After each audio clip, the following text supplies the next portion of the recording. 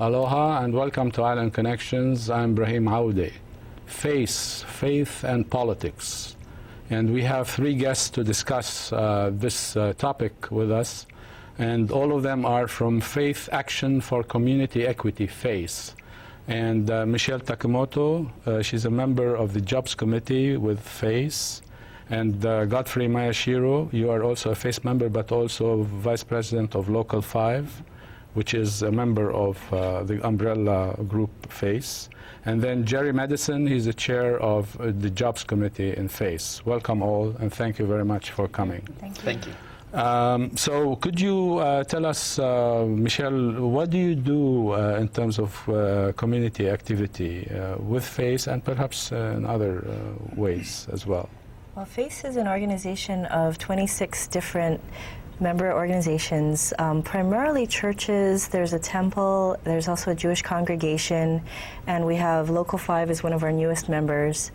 And we're working to give a voice to the voiceless in our community. We're trying to gain access to channels of power for segments of our population that traditionally are excluded. Mm-hmm. Good. And Godfrey, how do you see yourself fitting with FACE? Like, what made you decide to joining FACE? Well, we had our 2002 negotiations, and we found out that we needed community support. Mm-hmm. So we had churches supporting us, and when we were able to get into FACE, it was a natural fit. Mm-hmm. You know, we felt comfortable because their goals were our goals, and our members were members of a lot of the churches mm-hmm. in FACE. Mm-hmm. So we embrace this marriage with this organization, and we know that this community support can never hurt us. It's always going to be part of us, mm-hmm. and hopefully, you know, we can support them in their struggles, and they'll support us in our struggles. Yeah, because also I remember seeing that in the past several years, more action through Local 5 in terms of relationship with the community. So that fit nicely then with your strategic thrust in terms of relationship between workers and community. Exactly. Yeah. And Gerry, you know, as you know, member of FACE and also chair of the Jobs Committee, could you give us an idea about some of the things that you do? Sure. There's a number of issues that we're working on in FACE. Jobs is one of them. Healthcare is another one. Public safety is another one. Housing, especially, is another one. And I'd just like to add on a little bit to what Michelle said about FACE. Because a lot of people that I run into, they think that FACE is one of the faith-based organizations that's getting government money to do programs the government should be doing. That's not true. FACE is 10 years old and took the name 10 years ago. Actually, FACE believes in, you know, if we have to, we'll pull people out of the river that are floating downstream, but our goal is to go upstream and find out who's throwing them in the first place. Mm-hmm. And so FACE is challenging government and business officials to do the job that they were elected or hired to do. Mm-hmm. As far as jobs goes, we're very excited to be working with Local 5. They have a lot of issues, unionism, working conditions, the whole thing, and I'm sure maybe it's something we can get into later. Sure, yeah, that's good. In fact, I also interviewed a number of people from FACE, like Drew Astolfi, mm-hmm. and he's the lead organizer in FACE. And we went to the main office. It's on Liliha, between King and Vineyard, actually. And it's a nice place. Although it's small, but it's a lot of people having warm hearts, and really their hearts are in the right place and so forth. So when the tape is ready, we'll watch that. It's about 27 seconds, and then we can talk more about that. You know, FACE is about building up and training grassroots leaders to take, you know, some control back over the fate of their neighborhoods and their churches. And so we do an awful lot of work training parishioners, congregation members, to advocate for themselves and to understand what the principles of negotiation and power are. Okay, so like Drew gave us, some idea of that, and to go beyond this also.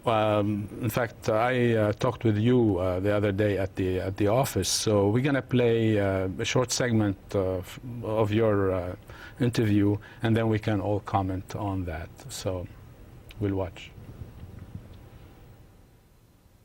FACE is an organization of organizations. FACE member organizations are the real members of FACE, and the individuals that belong to those organizations are really the grassroots. FACE does not have an agenda. FACE develops an agenda from the bottom up. When an organization wants to join FACE, that organization is required to go through what we call a listening process, where people within that organization are trained how to go out, how to interview, how to sit down and just talk about issues, talk about things that concern them. All this information is confidentially compiled, and from an organization we might find out, for example, that for example, in a few years ago at Waipahu, most people commuted to work by bus. The bus situation was horrible, and there were no bus shelters. The people, we helped change that. The people up here in Kalihi Valley Homes were threatened with eviction because that prime property was being looked at to tear down and sell.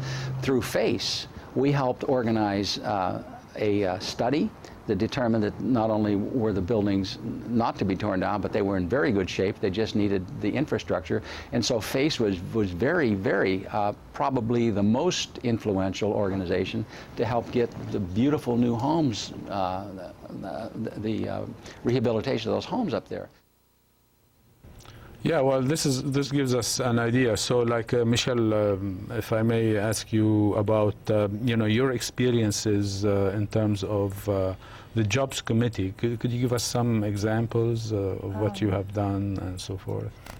Well, part of the reason why I've become involved with FACE is, as a single mother, I look at my daughter and I look at the direction that things are going in the state, and I'm really concerned about her future. There were articles in both papers recently about the widening gap between the rich and the poor, and Hawaii is one of the worst states in terms of inequality. And we're very concerned as an organization about the future of the middle class here.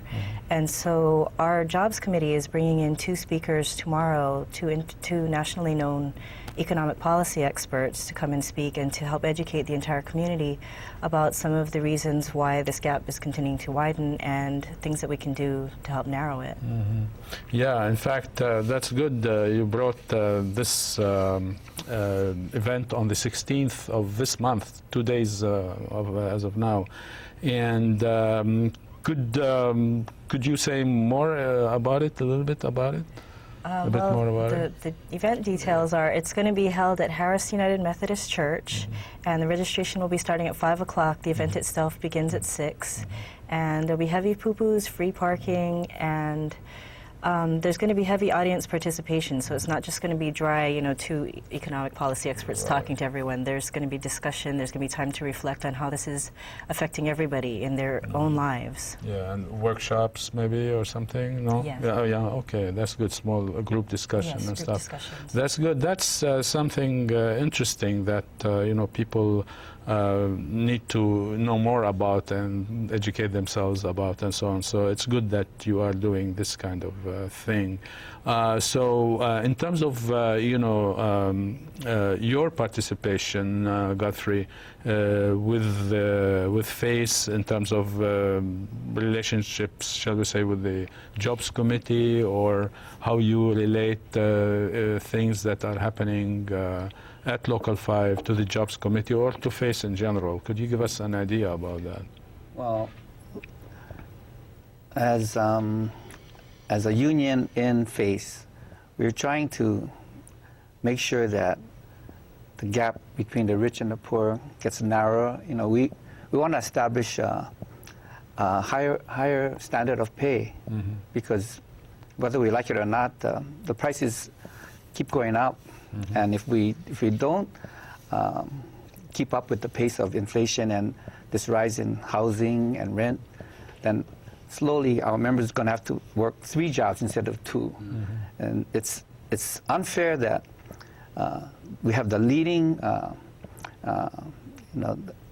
tourism is the leading business in Hawaii, and if we have the workers being pushed down as far as wages and working conditions, then who's going to be doing the work in the future? You cannot fly in or bus in people from California or the Orient. You've got to take care of the workers here, provide them with good jobs, and provide them with a living that they can enjoy in Hawaii. So. Yeah, good. Yeah. So in other words, we can say, like, FACE is speaking truth to power. And along the lines that you were talking about, you like to swim up the river so that you can figure out who's throwing the people down and so on, so that you can speak truth to power, educate, and then do something about that. Could you give us more on that? Yeah. One of the tragic things that's happening in this country is that power is so concentrated with a handful of corporations, industries, even the government, which we think controls everything, really is almost powerless when it's involved with transnational corporations, with large industries such as the drug industry, the pharmaceuticals, the tobacco industry, the finance industry. And in order to move along an agenda for the people, we can't depend on those in charge of those large organizations to do what's best for us. They have the money, and money buys power in this country. But this is a democracy, and people elect their representatives. And so FACE is interested in organizing people to work within their own communities to do what's necessary to better the common good, and then move out through the state, through the country, and link up with other organizations that are involved too. The power of the people is tremendous if the power of the people is respected and allowed to organize. People are very, very intelligent about things, common sense and the economy. People know how to run their lives. They need to be organized in order to run them in the system that we have now. Yeah, so that's interesting how you put it, because it's not like just, say, going to the legislature and like pushing for a bill, which is some of the things that you folks do, but it is also like educating the membership along the lines that we were talking about with this event on the 16th. But also you give training in terms of leadership and so on to people in FACE. And so what I did is I interviewed Jim Howell, the vice president of FACE, and he talked a little bit about that. So we would watch the video and then talk more about it. Yeah. FACE does offer leadership training in a number of ways. One, we ask people from our congregations to take the lead in whatever issues we're doing, whether it's housing or whether it's health care, public safety. We ask folks from our congregations to do that. As part of their getting things done, they have to work with leaders in the community. Might be legislators, might be chief executives, might be other congregations or organizations. So they have to know how leadership, how to interface with other leaders. So there's quite a bit of internal leadership training that happens. So we try to guide people in small ways to do leadership. We also last year sent half a dozen folks to leadership training, a week-long leadership training offered by Gamaliel Foundation. One person went to Chicago, and 5 of us, 2 staff and 3 volunteers went to San Diego for training. And that goes into a more in-depth, a more formalized training about, how power works and how you organize power through people, organize power through money. So actually, I gather that it's like you talk in terms of leadership training about the mechanics of leadership training, you know, how to become a leader in terms of the mechanics and so on, but also educating the people about some of the things we were talking about, like, you know, the gap between the rich and the poor and what the source of that is and so on. So, yeah, I wanted to ask you, Godfrey, in terms of you folks, as a union, you give your own people training as well. So what kind of training do you give them in terms of the union contract, etc., but also in terms of to get to know better why these things are happening to people in the community, in the hotel industry, for instance, why that gap is and so on. So could you speak a little bit to that? Well, we have an intern program where we bring people from hotels or hospitals into a 3 to 6 month training program, and they go along with the full-time field reps and see what their jobs are exactly. It makes them better understand what the union is about, and then they can actually go back to their work areas and explain to the workers the issues, because a lot of we have over 11,000 members, and it's hard for them to come to meetings because a lot of them, well, they have second jobs or they've got to pick up their kids from school. So it's important for us to get the message to them, and we try to train them on the job because we don't have a big budget to just have lectures, and we also have shop steward trainings where we have the professor from Clear. It's William Pewitt, Dr. Pewitt. Center for Labor Education and Research at the University of Hawai'i. He'll come in and he'll give classes on shop steward training, how to handle grievances. But mostly we try to educate our members through informal meetings, one-on-one, you know, going to their houses. We know that they're so busy and they'll if they can't come to the meetings, well, we'll go to them. We'll actually, you know, sit down with them and talk to their families, not only just the workers, but talk to their families so that the families get to know the issues completely. Yeah, good. So I wanted to ask you, Michelle, because you mentioned about you know, your daughter, and then you want a better future for her, of course, and that's what you know, gave you the impetus to you know, be active in the community. So in terms of like understanding why this gap between rich and poor you know, develops and widens even more. So what are some of the things that you educate yourself with, and you know, some of the mechanisms by which you get to know more about those kinds of issues, so you would be guided better in your activity? Well, I've been learning a lot just through the work that I'm doing with FACE. Both of the speakers that we have coming have books out. I think Gerry has the book with him, Patriotism, Democracy, and Common Sense. And through reading some of the essays in that book, I've learned a great deal about power and the economy in this country and the world and how it's affecting us here at home in Hawaii.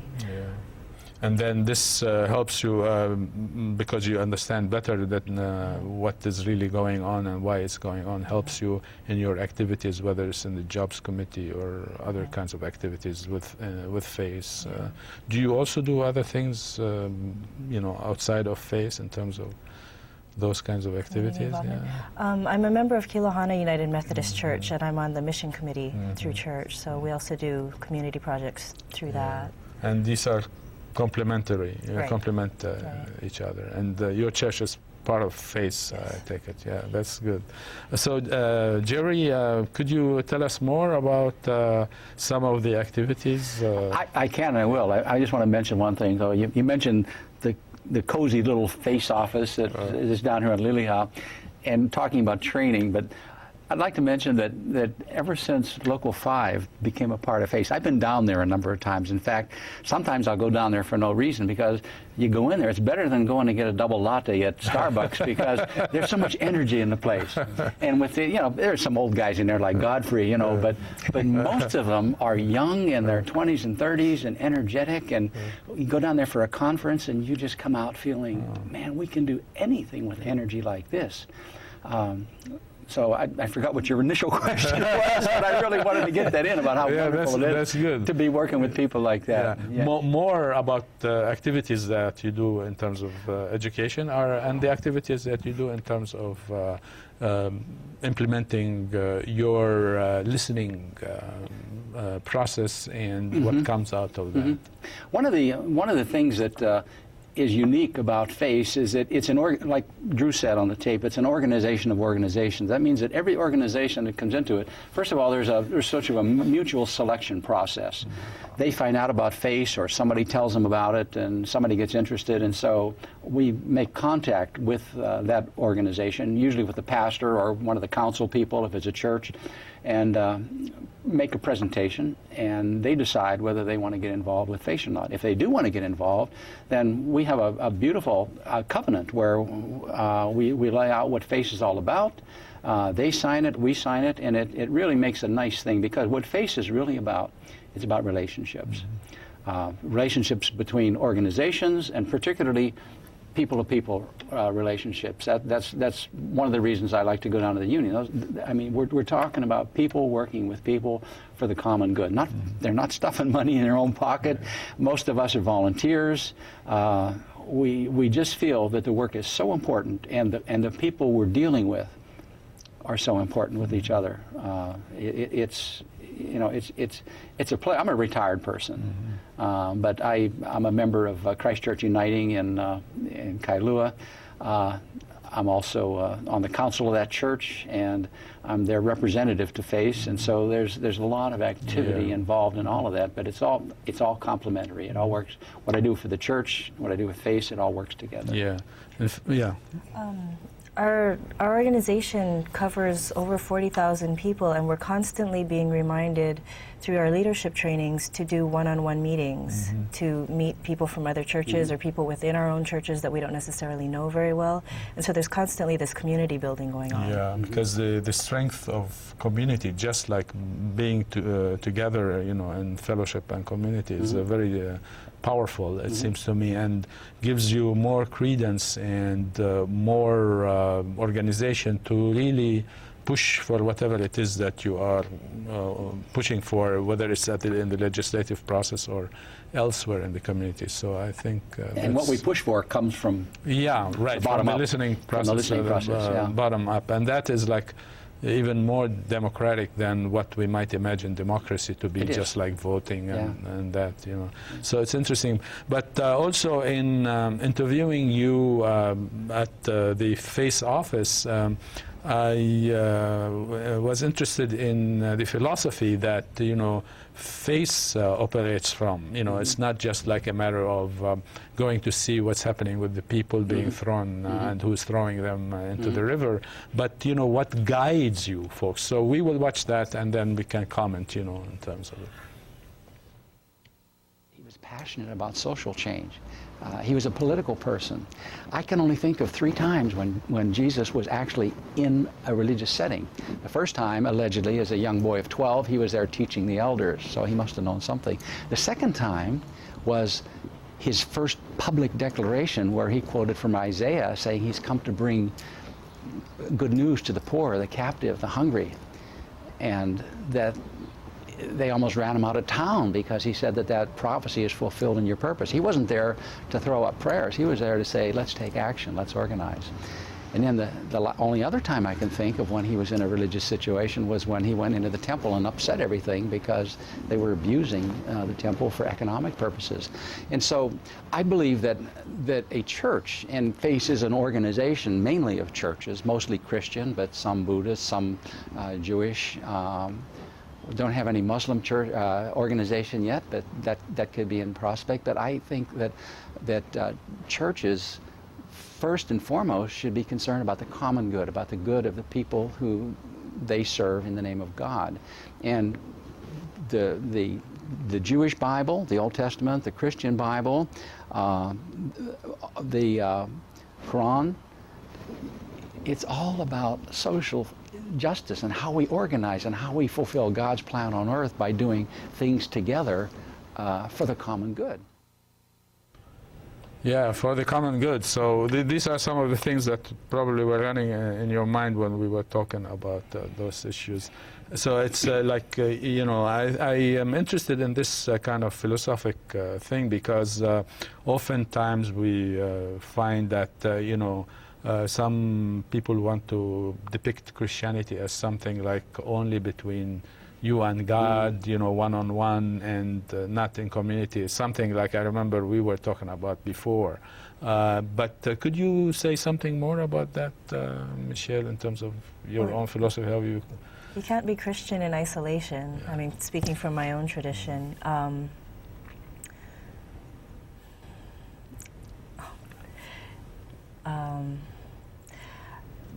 Working with faith, it can be challenging, it can push you beyond your comfort level, but for myself, I feel like this is what my faith calls me to do. Yeah. Okay, good. And Godfrey, do you feel, because I mean a lot of your members, you know, go to church and so on, do you feel that this is something that you folks are motivated by, even though that you are a union and not like a church? Well, we're not a church, we're a union, but we have a lot of members that do go to church, and unfortunately a lot of them have to work on Sunday, so they may not be regular church goers, but they're religious. They have different, it's not only Christian, we have a lot of different religions. Yes.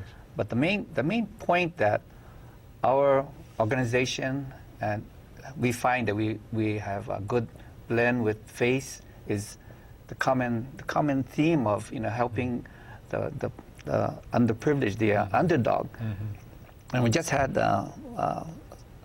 David Leung from the Kukui Gardens come to our last steering committee, where he presented his opinion on why their Kukui Gardens is going to be sold. You know, and you know, they're not part of FACE, but that organization, they're just starting to band together, and it touches my heart that they're asking for support, and from FACE readily gives it. You know, we stand with them, and I feel for them. They were on TV just the other day, you know, just sign waving. They want to stay in their homes. They don't want to be pushed out of their income, their you know, affordable housing. But that's how these corporations are, or homeowners. They want to make a profit. They want to make a killing and forget about whoever's in their properties. So, I'm pretty sure. In fact, David's father, he's a retiree from Local 5. You know, he was a cook in the banquet department at Sheraton Waikiki. So it's our members out there that are asking for support, and it just ties in with faith. Yeah. Did you want to? Yeah. Going back to what Godfrey was saying about how so many of their members are working extra jobs and they can't go to church on Sunday, both Catholic and Methodist social principles talk about the importance of a living wage, not only for economic reasons, but so that people have the time to participate in their community and spend time with their families and keep the community strong. Yeah. That's a very important point. So in fact, even though there may be any number of motivations for why people like feel you know, community with their fellow human being and so on, the fact of the matter, it is a certain kind of philosophy, whatever that it might be, that drives people to act upon you know, those necessities that they need to fight for to be able to sustain their lives, their livelihood. I think this is a critical thing because rather than you know, as I mentioned before, have people who believe that they are really Christian and that the only salvation is through Jesus Christ. It's like a ecumenical kind of understanding. Even whether people do not believe in any particular organized religion, it is those things that unite us in the community. You know, as you mentioned, like, you know, people getting evicted. You know, it is inhumane. It is for people who believe in you know, religion and God. It's ungodly, you know, to do so. So any number of things. The main thing is that community of people and the humanity that they feel for one another that motivates people by and large, it seems to me. However, it may be expressed religiously or otherwise. So any comments on that? But what's happened is that, you know, my working career is over. And somewhere along the line, I think all of us, beyond the age of 21, come to a point where we basically realize that we have been trained to go for the goal, to be the winner, to compete, to get the job. The Winter Olympics is happening. That whole business about the individual, you know, and in a lot of people's personal religion, the only thing that counts is their relationship with God, and a lot of people's business dealings, the only thing that counts is their bank account. You know, you have to make a decision sometime. You don't have to, but if you think about it, you do. You're either going to devote what you produce and what you create to the common good, or you're going to do it for wealth accumulation. And I think one of the greatest problems that we're seeing in Hawaii, particularly with the price of housing, with the land thing, with the jobs, is that people are so concerned about creating wealth and protecting what they have that the common good is going down the drain.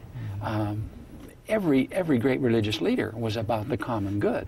Every great organizer, whether it was Gandhi or Martin Luther King or John L. Lewis or some of the great union and labor leaders in this country, it was the common good.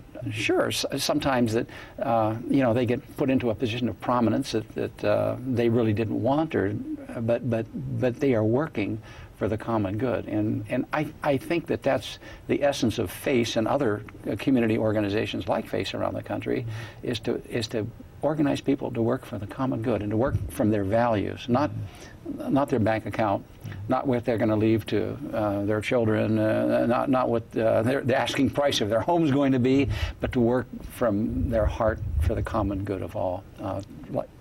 You know, I mean, Michelle's got the sweetest little daughter. I mean, she's just so wonderful. and I've got two granddaughters, 6 and 9, and I think, what are we leaving for these kids? You know, what good is money in the bank going to do if they don't have a life to do something with it? Yeah, I remember actually in the old days in Hawaii, 1970s, early 70s, there's this Labor Community Alliance, and this was the realization, or the impetus for that was the realization that there are commonalities, as we have been talking about, between labor and you know, people who are in the community, because after all, where do people in the workforce live? I mean, they live in Waipahu and you know, Waikiki and other places as well, you know, downtown, all over the place. So I think this is an important thing to see the relationship, you know, as you were talking about, Godfrey, between the labor and the community as at large, because of the common problems that we all have. So I think these are interesting things. But also it seems to me that it's important to talk about the larger issues of the political economy, so that we can be better informed about what's really making those things tick. Like, for instance, why do you have this speculation in housing in Hawaii?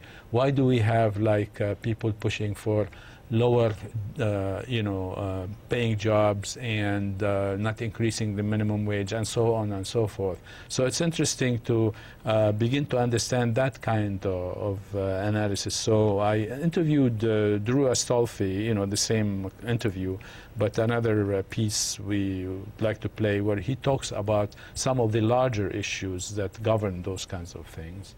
So we'll watch.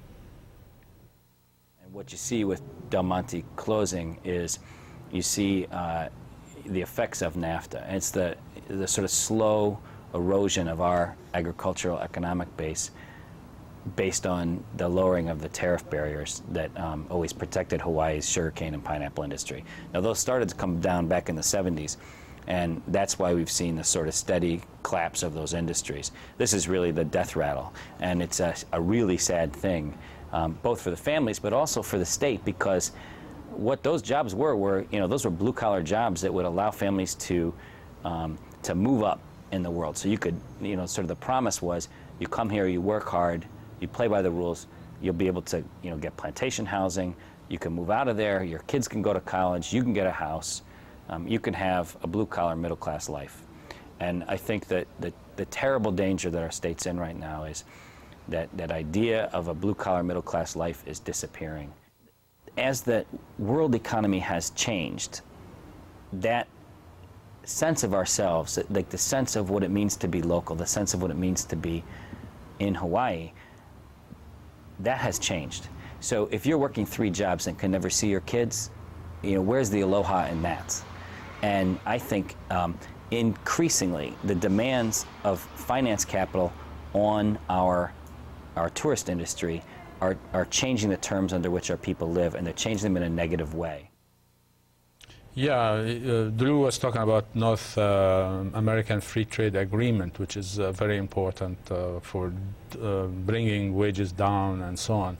But Godfrey, I mean, in the tourist industry, which also Drew talked about, you had direct experience in terms of what happens in the global market for tourism and finance that affects buying and selling of hotels and so on. Could you talk about that and how that impacts the workers? I'm glad you give me the opportunity to speak about that, because I work with the tourists. You know, I'm a bellman, and every day I come across people that they love Hawaii.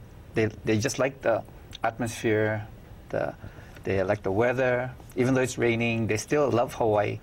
And if individuals that I see like Hawaii and they want to make their homes in Hawaii, in fact, a lot of them do buy second homes in Hawaii.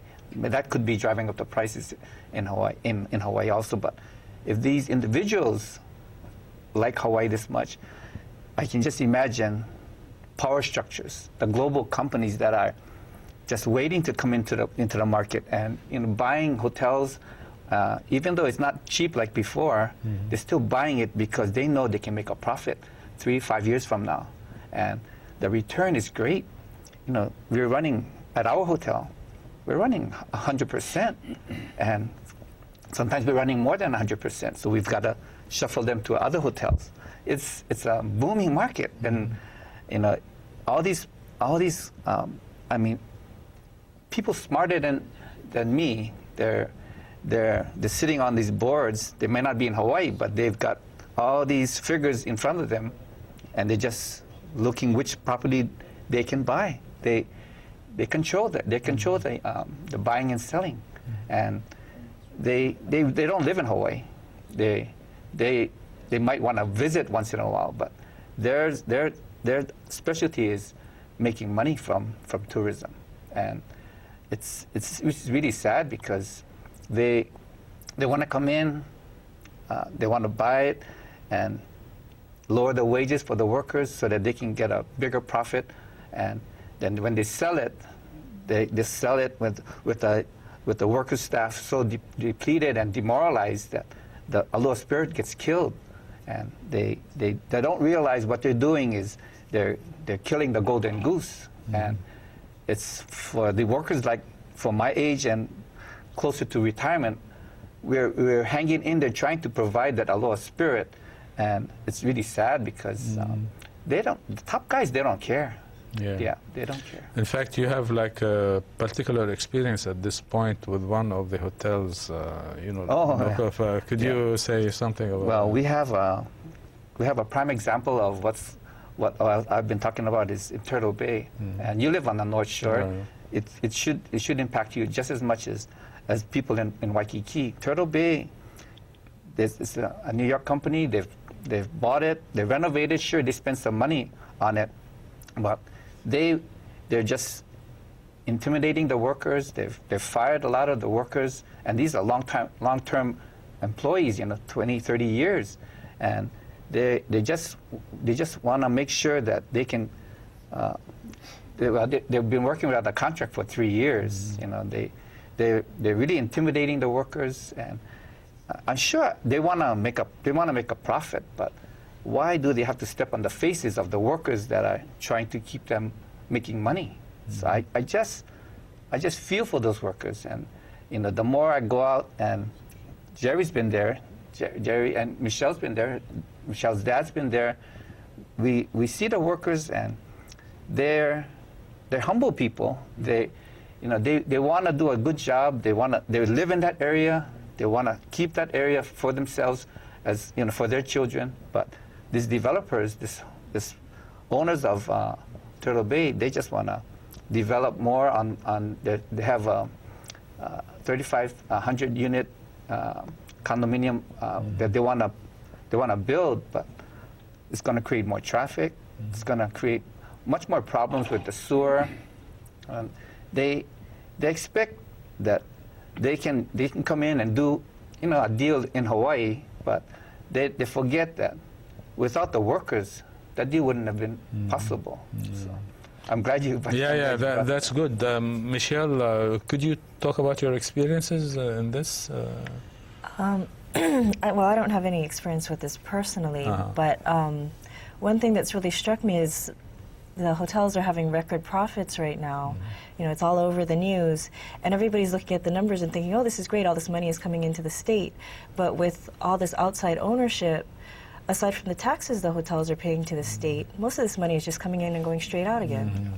Yeah, that's right. Yeah, and that is really disconcerting to the people living here. I met a number of workers at Turtle Bay, because once we did the program on this show about the Turtle Bay issue, like about a couple of years ago. So I'm kind of familiar with some of the issues of, specific issues that specific workers had as regards to that particular struggle. But Gerry, you're a union man, right? Yeah. So could you say something more about, your experiences? Sure. I was a member of the Airline Pilots Association for 31 years till I retired, and that's a great organization. They help maintain safety and training standards, and also provide a very, very good living for the people that work there, but that's been eroded in the years. I grew up in a coal mining town in Pennsylvania. My father was a coal miner. My grandfathers were coal miners. All my uncles were coal miners, and I remember the organizing efforts in the 1940s to organize the United Mine Workers Union and make it more effective. Without the unions, and I think I just read somewhere where only about 12% of the labor force is now unionized. Without the unions, there would be no standard of living for middle-class America. The whole idea that a person like me or like you can become an economic army of one, that we can go out and make our own decisions and vote with our pocketbook and negotiate our own working conditions and contract, that's preposterous, because there is no such thing as an economic army of one, even though that's what they would like us to be. We need to organize in industries, in certain businesses, to use our common strength to negotiate, to make demands when necessary. Power never gives itself up easily. And in order to get some of the economic that we produce, to get some of the returns back is what we need to do. Yeah, it's interesting. They want the worker to each, negotiate on his own or her own. Right. But the employers themselves, they have their own unions, sure bar associations, and this and that and the other thing. So it's an interesting thing. But regarding especially the experience with Turtle Bay, Another interview with, or another segment of Drew Astolfi's interview talks about those kinds of companies, which are the hedge funds who buy and sell, just for making profits. So we'll watch that and then we'll move from there. Increasingly, hedge funds and consortiums of finance capital people have been buying these hotels. So the concrete example, the first one to happen here was Turtle Bay Resorts up on the North Shore. Now, Turtle Bay Resorts, of course, you've seen for 4 years just horrible labor strife up there. The place came in, the first thing they did was ban the shaka and ban people speaking pidgin and tell people that they're not allowed to hang around the hotel after work. And that kind of thing is how a hedge fund, it's the way in which their arrogance and ignorance of the local culture detracts from people's experience of their lives. And that's kind of symbolic of what they're doing in general. I mean, they're also kind of, they hired a union bus, they're trying to break the union, they're trying to build 3,000 condos up on Cavella Bay, which would wreck one of the last sort of pristine bays up there.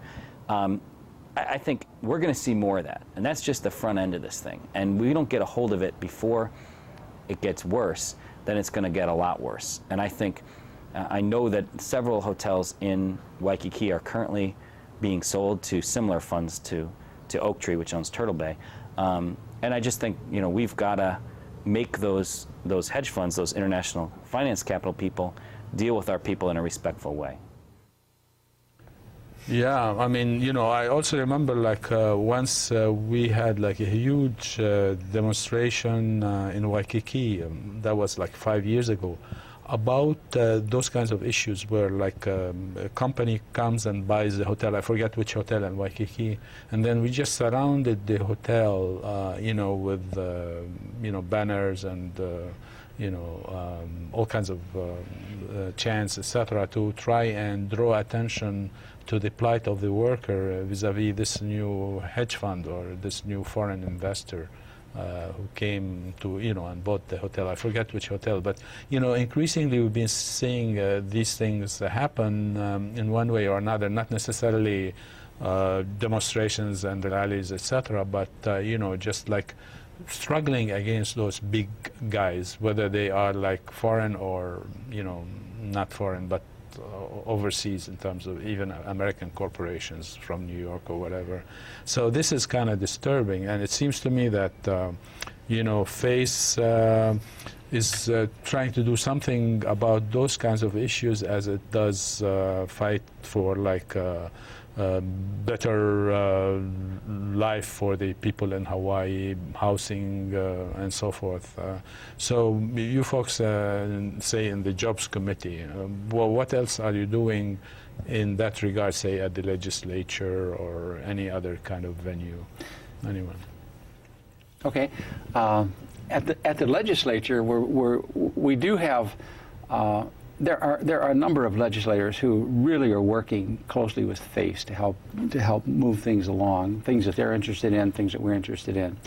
One of the things, of course, is the idea that there's a bill that's being put through the legislature right now that FACE is supporting that has to do with mandatory work breaks for the workers in the hotel industry. What happens is, you have a middle-aged woman or a young man that's working for a supervisor, and they're working in a block of maybe 16 hotel rooms that they're responsible for getting that done, and the hotels just keep loading more and more and more work on them. We'll talk about the duvet wars later sometime. It's impossible bed to make that's in the luxury hotels, but the workers over the years are expected to complete the same number of rooms, but yet their workload is almost doubled. And so what's happening is, contractually, they have rest times and lunch times, but they don't take them because they won't get their work done. They don't get their work done. The union's not right there to surround them and give them help. They're in a room with their supervisor, and they're getting berated for not getting there, and they're getting threatened with being fired. And so FACE is supporting a state bill to require the hotels to provide a mandatory 15-minute morning and afternoon break and a mandatory 30-minute lunch break. You say, well, they don't have it. I mean, it's there, but if it's not backed up by the legislature, where it can be enforced by the law and by fines if necessary, it's not going to happen. So FACE is behind that. We're also working an ongoing project to try to get some kind of a living wage bill established at the county and at the state levels for people who contract with the county and the state to make sure that they pay the workers that are working under that contract what we determine to be a living wage. Yeah, that's good, because I remember last year, I think in December, we did a program about hotel workers in Local 5, and they were talking about how they have pressure making rooms and all that, and it's really disturbing to. Let me ask you a question. Yes. Have you ever worked in a job where you had a supervisor that had to do his best to get the most work out of you? Have you ever had a job like that? Well, actually, yeah. You understand that. So have Of I. course, So have these folks. And it can be brutal. It can be disheartening, like Drew said on the tape. It can make work. I mean, work should be a place that you like to go. You like to earn your keep, and you like to bring home a paycheck, and you're proud to take your kids up there. These folks, they can't even take their children to enjoy the facilities at Turtle Bay. I'm very familiar with time and motion studies, and we were, as I was working once as a blue collar, we were being studied. Yeah. We were being studied by a company about time and motion studies. Sure. So anyway, we had our passive resistance to that, which was quite effective, in fact, so that the supervisor had to come and talk to us. Okay, I'm familiar with that, so that's why I empathize with those particular issues and the people in that. What I want to do also, I interviewed Reverend Stanley Bain, who's the chair of the Public Health Committee in FACE, and I talked with him about the long-term care bill that FACE is talking about. 5 years ago, we introduced what's called Hawaii Care Plus, which was to set up a long-term care trust fund so that all employees in the state would be paying into that fund and then would receive benefits when they required long-term care. It took us about 3 years to finally get the legislature to pass it, and that was in 2003. And then we had a change of governor, and Governor Lingle vetoed the bill. And the governor offered a bill, and that's still before the legislature, that would give a tax credit for premiums for long-term care policies. Now that would benefit a certain level of income of people who can afford to buy long-term care insurance.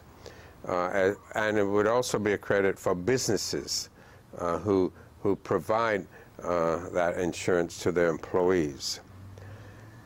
But the people who need this most and who most strapped with the need to care for their family members at home are those who cannot afford long-term care insurance and who need the additional support that the tax credit would give. So that has, and so this is the first year we have offered this tax credit. We have come to support this refundable tax credit as an alternative to the governor's bill. Yeah, it's very interesting. I mean, all the politics behind it, and you pass legislation, seemingly it's to help long-term care, but it's for a certain class of people and not others. So it's already you have here a class bias and all that kind of stuff. So it's rather interesting. So any comments, any view on this? Well, you know, the government knows how to play the passive resistance game too. Just because a bill is passed doesn't mean that they're going to enforce it. Right. And healthcare is, I mean, just it's a nightmare in this country. Yeah. Also, what I want to do is we have one more interview I did with Johnny Gage from the Eisenhower Foundation. And because the event on the 16th, also you have Mr. Curtis, Alan Curtis from the Eisenhower Foundation. And that's the Eisenhower, Milton S. Eisenhower, brother of General Eisenhower, President Eisenhower. And so we play that to give people some idea about what's the Eisenhower Foundation, and you know, give us an idea about what they'll be talking about, perhaps on the event on the 16th. We've been in existence a little over 30 years. Came into existence as a result of the 1967-68 riots. After the assassination of Dr. Martin Luther King and Robert Kennedy, the Kerner Commission came into existence to really look at the root cause of violence in America. As a result of their studies and research, they determined that violence had far more to do with economics and poverty and low education levels and the lack of employment in distressed communities. So after the Kerner Commission, Lyndon Johnson, who was then the president, commissioned what was called the Commission on Violence and Civil Disorders. And they took it a step further. And that commission, actually, Milton S. Eisenhower was the chair of that commission. He, at that time, was the president of Johns Hopkins University, the brother of Dwight Eisenhower. And they took it a step further. They not only looked at the research and just determined the root causes of violence, but they looked to find some of the solutions to address some of those problems of education and poverty and such. On that commission, the chair of the current Eisenhower Foundation, Fred Harris, was on that commission, as well as Dr. Alan Curtis, our president and CEO, to staff that commission. The Eisenhower Foundation now is considered to be sort of a private sector continuation of that commission, in that we look at those root causes of violence in cities, distressed cities in America, and look for the solutions that are scientifically proven to work to address those kinds of problems in the areas of youth development and transition back into communities, full service community schools and such. So the programs that we move to replicate, that we have scientifically researched and now move to replicate, have been proven to work. Yeah, so this gives us some idea about that. We have like about a minute or less, but do you expect a lot of people to attend this, and what kind of publicity are you doing for it? Excuse me. At this point, it looks like we're going to have over 200 people showing up, possibly even 3. We've had a couple of radio interviews.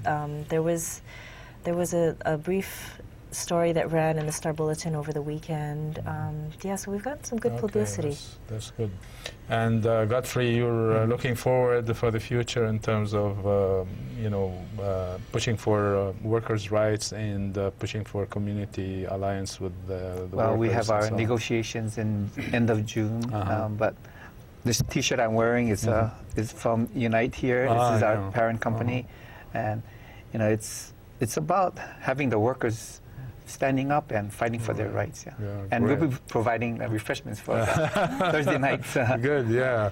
And it's at Harris Church, right? Harris Methodist Church on Mānoa and Vineyard. Yeah, okay. Great, so I hope to be there also. And Gerry, any final? Yeah, I just want to say that I know that there's probably people in your audience who are interested in social justice. They might belong to an organization, a church, a synagogue, a temple, a service group. If you're interested in this kind of work, call FACE, 522-1304. Okay, great. Thank you very much. We're flat out of time. Thank you very much all. Thanks for our viewers. Thank you.